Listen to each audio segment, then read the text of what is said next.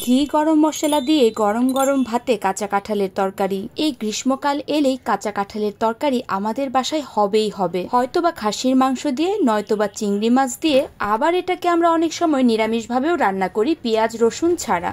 So আজকে আমি তোমাদের সাথে পেঁয়াজ রসুন ছাড়া নিরামিষভাবে কাঁচা কাঁঠালের তরকারি রান্নাটা শেয়ার করব। প্রথমে কাঁঠালটাকে নিজের পছন্দ মতো কেটে গরম জলের মধ্যে অল্প একটু লবণ দিয়ে হালকা একটু সেদ্ধ করে নিয়েছি। এইবার পরিমাণ মতো সাদা তেলে হালকা সেদ্ধ করে রাখা কাঁঠালগুলোকে হলুদের গুঁড়ো, মরিচের গুঁড়ো আর পরিমাণ মতো লবণ দিয়ে ভেজে রাখবো। এইদিকে কাঁচা কাঁঠালটা অল্প আঁচে ভাজা হতে হতে চলো ফোড়নের জন্য কিছু মশলা রেডি করে রাখি। ফোড়নের জন্য আমি এখানে নিয়েছি এলাচি, দারচিনি, গোলমরিচ, হিং, শুকনো মরিচ, তেজপাতা আর গোটা জিরে। আর রোজকার মশলার মধ্যে যা থাকছে তা হলো হলুদের গুঁড়ো, মরিচের গুঁড়ো, জিরে বাটা, ধনিয়ার গুঁড়া আর অল্প একটু পরিমাণ মতো চিনি। এই তো কথা বলতে বলতে কিন্তু কাঁচা কাঁঠালটা বেশ ভালো করে অল্প আঁচে ভেজে নিয়েছি। এবার যে ফোড়নগুলো তোমাদের সাথে শেয়ার করেছিলাম সেগুলো পরিমাণ মতো তেলে আমি দিয়ে দিলাম। আমি এখানে সাদা তেলটা একটু কম নিয়েছিলাম, তার কারণ হলো আমি এখানে ঘি অ্যাড করব।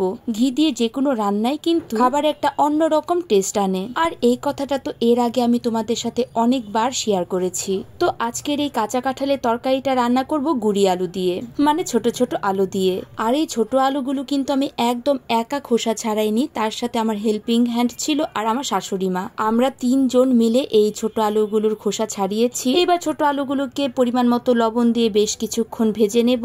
এইবার যে আমি কাঁচা কাঁঠালটা ভেজে রেখে দিয়েছিলাম সেটাও এই গুঁড়ি আলুর মধ্যে অ্যাড করে দিব। এইবার ছোট আলু আর কাঁচা কাঁঠালটাকে একটু ভালো করে ভেজে নিয়ে তার সাথে দিয়ে দিব রোজকার গুঁড়ো মশলাগুলো।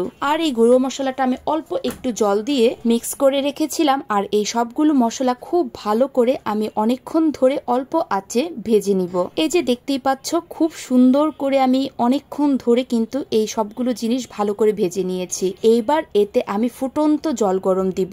ঠান্ডা জল দিলে কিন্তু অন্যরকম একটা রান্নার টেস্ট হয়, আর ফুটন্ত জল গরম দিলে রান্নার টেস্ট কিন্তু অনেকাংশে বেড়ে যায়। আর এই ছোট ছোট টিপস গুলো কিন্তু আমি আমার মা, শাশুড়ি তাদের কাছ থেকেই পেয়েছি। এই তো জল গরম দিয়ে বেশ কিছুক্ষণ আমি ঢাকা দিয়ে রেখেছিলাম যাতে কাঁঠালটা আর আলুটা বেশ ভালো করে সিদ্ধ হয়ে যায়। এইবার এখানে ফালি করে রাখা কাঁচা মরিচ আর পরিমাণ মতো ঘি দিয়ে দিব। আর রান্নার শেষে যখন ঘি দেয়া হয় তখন রান্নার মধ্যে ঘিয়ের গন্ধটা বেশ ভালো করে মিশে যায়। এইবার তরকারিটাকে ভালো মতো নাড়াচাড়া করে বেশ কিছুক্ষণ ঢাকা দিয়ে রাখি। আর এই ফাঁকে সবাই বলে ফেলো তো আমার এই ভিডিওটা কারা কোন জায়গা থেকে দেখছো, আর ময়মনসিংহ থেকে কারা দেখছো তারা কিন্তু অবশ্যই আমাকে কমেন্ট বক্সে জানাবে। আর যাদের কাছে আমার এই ভিডিওটা ভালো লেগেছে তারা কিন্তু অবশ্যই একটা লাইক আর কমেন্ট করবে। আর যদি আমার রান্নার রেসিপিটা তোমাদের ভালো লেগে থাকে তাহলে কিন্তু ভিডিওটা অবশ্যই টাইমলাইনে শেয়ার করে রাখতে পারো। আর এই তো কথা বলতে বলতে কিন্তু পেঁয়াজ রসুন ছাড়া নিরামিষভাবে কাঁচা কাঁঠালের তরকারি একদম রেডি হয়ে গিয়েছে। এটা গরম গরম ভাতের সাথে খেতে যা ভালো লাগে, চাইলে অবশ্যই একবার বাসায় রান্না করে দেখতে পারো। তো আজকে ভিডিওটা এখানেই, সবাই ভালো থেকো। So tata.